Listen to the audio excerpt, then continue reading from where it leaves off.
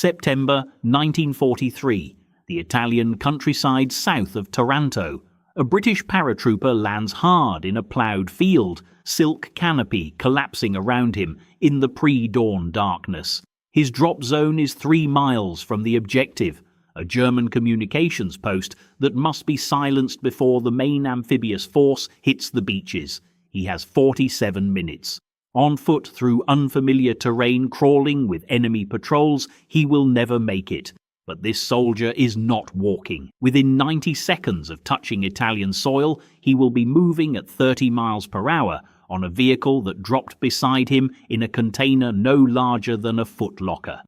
This machine will compress impossible distances into manageable sprints, turning scattered paratroopers into coordinated strike teams that materialize from nowhere.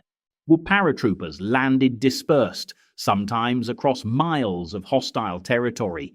Gliders could deliver jeeps and motorcycles, but gliders needed flat landing zones and announced their presence like circus arrivals. The standard British Army motorcycle weighed over 300 pounds. Even the lightest civilian models exceeded 200. A paratrooper already carried 60 pounds of weapons, ammunition and survival gear. Adding vehicle weight to a parachute drop meant broken legs, shattered pelvises, dead soldiers scattered across drop zones before they fired a single shot. The Germans had solved their mobility problem differently, with aggressive glider tactics at Eben Emael and Crete. But those operations cost catastrophic casualties. Crete alone killed over 4,000 German paratroopers. The British needed something else entirely. Well, the Americans were wrestling with the same impossibility. Their answer was the Cushman Model 53, a scooter designed for airborne delivery that weighed 125 pounds. On paper, it looked promising. In practice, it was a disaster wrapped in olive drab paint. The Cushman's 4.5 horsepower engine struggled on anything steeper than a gentle incline. Its small wheels caught in ruts and threw riders over the handlebars. Worse, the machine required assembly after landing, precious minutes wasted fumbling with bolts and connections while German patrols closed in. Airborne commanders watched their scouts arrive late to objectives, arriving on foot because their Cushmans had failed within the first mile. The scooter that was supposed to provide mobility became dead weight, abandoned in hedgerows. British engineers studied the Cushman's failures with clinical precision. The problems were fundamental, not superficial. Small displacement engines lacked torque for rough terrain. Complex folding mechanisms jammed when packed with mud or sand. Assembly time under fire was not an inconvenience, it was a death sentence. Any solution would need to address all 3 failures simultaneously, and no existing vehicle came close. The Royal Enfield Flying Flea represented another attempt, a lightweight motorcycle that could be dropped in a reinforced cradle beneath a parachute. At 126 pounds, it was the lightest production motorcycle available. Airborne units tested it extensively during 1942 exercises. The results were mixed at best, catastrophic at worst. The Flying Flea required its own parachute system, meaning a soldier couldn't carry it with him during the jump. He landed in one location. His motorcycle landed somewhere else entirely. In training drops over Salisbury Plain, paratroopers spent 20 minutes searching for their vehicles in tall grass. Some never found them at all. Others found machines with bent frames from hard landings, fuel tanks ruptured, wheels buckled beyond repair. The Flying Flea gave paratroopers a motorcycle that might be waiting for them somewhere in the drop zone, if they could find it, if it survived the landing, if they had time to search while enemy forces converged on their position. Station 9, the Special Operations Executive Secret Development Facility at Welwyn, received the impossible brief in early 1942. Lieutenant Colonel John Dolphin, a 43-year-old engineer with 2 decades of civilian motorcycle design experience, took on the challenge with a radical premise: strip away everything that made a motorcycle a motorcycle. Standard machines were built for comfort, durability, and sustained high-speed travel. A paratrooper needed none of those things. He needed to cover 3 miles in 10 minutes, once, and then the vehicle could be abandoned. Most engineers who reviewed the requirements considered them unachievable with existing technology. Lieutenant Colonel John Dolphin disagreed. The 43-year-old engineer had spent 2 decades designing motorcycles for civilian markets. He understood that conventional thinking would never solve an unconventional problem. Standard motorcycles were heavy because they were designed for comfort, durability, and sustained high-speed travel. A paratrooper needed none of those things. He needed to cover 3 miles in 10 minutes once, and then the vehicle could be abandoned. Dolphin stripped away everything that made a motorcycle a motorcycle. The frame shrank to the absolute minimum, a single tube of lightweight steel that would flex rather than shatter on impact. The engine displaced just 98 cubic centimeters, producing 1.8 horsepower, pathetically weak by any standard measurement. But Dolphin calculated that 1.8 horsepower could move a 200-pound load at 30 miles per hour on flat ground, exactly what the mission required. The fuel tank held less than a gallon, enough for 90 miles of range. The wheels measured just 12 inches in diameter, one small enough to fit the container dimensions, but large enough to handle rough terrain without throwing the rider. Dolphin's engineering solution centered on a folding mechanism that allowed the entire machine to collapse into a standard CLE container. The handlebars rotated 90 degrees and locked flat against the frame. The seat post telescoped into the body. The footrests hinged inward. In its collapsed configuration, the entire machine measured just 53 inches long, 15 inches wide, and 12 inches tall. Total weight, 71 pounds, 1 pound over specification, but close enough that no one complained. A paratrooper could carry it in a standard CLE container strapped beneath him during the jump. When he landed, he popped the container, unfolded the machine in 12 seconds, and rode away while his comrades were still gathering their parachutes. The first production models reached airborne units in late 1942. Training exercises revealed capabilities that planners hadn't anticipated. A stick of 12 paratroopers scattered across a mile of drop zone could consolidate at a rally point in under 4 minutes. Reconnaissance patrols that previously required hours of careful movement through enemy territory could now sprint to observation positions, gather intelligence, and return before German forces understood they had been penetrated. Sabotage teams could strike targets miles from their drop zones, creating confusion about the actual size and location of airborne forces. But the machine's limitations became equally apparent under operational conditions. The tiny engine screamed at high RPM, audible from hundreds of yards away in quiet countryside. Noise discipline, essential for airborne operations, became impossible. The suspension consisted of the frame's natural flex and the tire's air pressure. Every bump transmitted directly through the rider's spine. After 30 minutes of continuous riding, soldiers reported numbness in their hands and temporary hearing loss. The brakes were minimal, requiring riders to drag their feet to stop quickly. Night operations proved particularly hazardous. The single headlight was deliberately weak to avoid detection, leaving riders navigating by moonlight and memory. The North African campaign provided the first combat trials. Commando units operating behind Axis lines in Tunisia used the machines for rapid extraction after sabotage missions. A team that destroyed a fuel depot near Sfax in March 1943 covered 11 miles to their extraction point in 22 minutes, a journey that would have taken 3 hours on foot through German patrol zones. But the same operation revealed a critical vulnerability.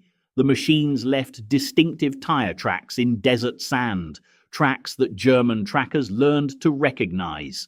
Within weeks, Axis patrols were specifically searching for the narrow parallel lines that indicated British Special Operations activity. Sicily magnified both the capabilities and the problems. During Operation Husky, Pathfinder teams used the machines to mark drop zones and establish communication links between scattered units. The speed advantage was undeniable. Pathfinders reached their marking positions an average of 17 minutes faster than foot mobile teams. But the rocky Sicilian terrain shredded tires and bent wheels. Replacement parts didn't exist in forward supply chains. Machines that broke down stayed broken, abandoned in olive groves and vineyard rows. By the end of the first week, over 40% of deployed vehicles were non-operational. The Italian mainland operations refined tactical employment. Commanders learned to use the machines for specific limited missions rather than general transportation. A courier run between battalion headquarters, a rapid reconnaissance of a suspected enemy position, a sprint to reinforce a threatened flank. The vehicles excelled at these short, intense bursts of mobility. They failed at sustained operations or anything requiring mechanical reliability over time. German intelligence eventually identified the pattern. The captured machines were shipped to Berlin for analysis. Wehrmacht reports noted the ingenious engineering but dismissed the tactical significance. German paratroopers had largely abandoned airborne operations after Crete's bloodbath. But German commanders in Italy learned to listen for the distinctive engine whine, to watch for the narrow tire tracks, to anticipate that British airborne forces could appear miles from their drop zones within minutes of landing. The element of surprise, the machine's greatest tactical advantage, eroded as enemy adaptation caught up with Allied innovation. By late 1943, German defensive positions in Italy included listening posts specifically tasked with detecting the high-pitched scream of tiny engines in the darkness, turning the sound of mobility into the sound of warning. The cylinder hit the Norman earth at 01:47 hours on June 6, 1944, tumbling twice before coming to rest against a hedgerow root. Sergeant Thomas Aldridge of the 6th Airborne Division reached it within 90 seconds, his fingers finding the release catches in darkness he'd practiced through 100 times at Bulford. The container split open. Inside lay the Welbike, officially designated the Welbike Mark I, later standardized as the Excelsior Welbike under War Office procurement. The machine unfolded in Aldridge's hands with the mechanical simplicity that Station 9 had engineered into every component. Handlebar stem locked vertical, seat post extended and pinned, footrests dropped into position, 11 seconds from container to rideable machine exactly as the specification demanded. The technical reality of what Aldridge now straddled defied conventional motorcycle logic. The Villiers Junior Deluxe engine displaced just under 100 cubic centimeters, smaller than many lawnmower motors, producing roughly 1 brake horsepower at moderate RPM. Overall length, when unfolded, measured 52 inches, with a wheelbase of 40 inches that made the machine twitchy on anything but smooth surfaces. Total weight, 70 pounds dry, 78 pounds with its single quart of fuel. The fuel tank held a quarter gallon, enough for the 90-mile theoretical range that the low-consumption engine could deliver. Wheel diameter measured 12 inches front and rear, fitted with 2.50-inch section tyres that provided the only suspension the machine possessed. No springs, no dampers. Every impact transmitted directly through the rigid frame to the rider's spine. The mathematics of airborne deployment transformed these apparent deficiencies into operational advantage. A standard CLE Mark III container measured 68 inches long with a 15-inch diameter, dimensions that had constrained airborne resupply since the container's introduction. The folded Welbike measured 52 inches by 15 inches, fitting the container with room remaining for a Sten gun and ammunition. A single Whitley bomber carried 18 containers. 18 Welbikes meant 18 paratroopers moving at 30 miles per hour instead of 3. Consider the tactical arithmetic that justified the machine's existence. A paratrooper walking cross-country in Normandy bocage covered approximately 2.5 miles per hour over broken terrain. The same soldier on a Welbike using farm tracks and minor roads, she averaged 18 to 22 miles per hour despite the rough surfaces. For a 6-mile movement to an objective, the distance from many 6th Airborne drop zones to the Orne bridges, walking required 144 minutes. The Welbike cut that to 20 minutes. In airborne operations where consolidation speed determined survival, those 124 minutes represented the difference between arriving as a coordinated force and arriving as scattered individuals fed piecemeal into German defences. The Germans had nothing comparable. The DKWRT 125, their lightest military motorcycle, weighed 165 pounds and measured 78 inches long, impossible to fit in any air-droppable container. The Kettenkrad half-track motorcycle weighed 900 pounds and required vehicle gliders for airborne delivery. German Fallschirmjäger at Crete had jumped without organic transport, spending critical hours consolidating on foot while Commonwealth defenders repositioned. Wehrmacht intelligence reports from Normandy noted British airborne forces demonstrating unexpected mobility in the consolidation phase. Mobility that disrupted German counterattack timing during the crucial first hours after the drop. Excelsior Motor Company of Birmingham manufactured several thousand Welbikes between 1942 and 1945, with production accelerating in early 1944 as D-Day preparations intensified. Each machine cost roughly the equivalent of a single infantry rifle and ammunition load. The economics of disposability were built into the design. A Welbike abandoned after a single mission had served its purpose if it delivered its rider to the objective alive. The limitations emerged quickly under combat conditions. The 12-inch wheels caught in ruts that larger motorcycles rolled through. The rigid frame transmitted every shock, leaving riders exhausted after extended use. The 1.0 horsepower engine struggled on gradients exceeding 10%, forcing soldiers to dismount and push on Norman hills.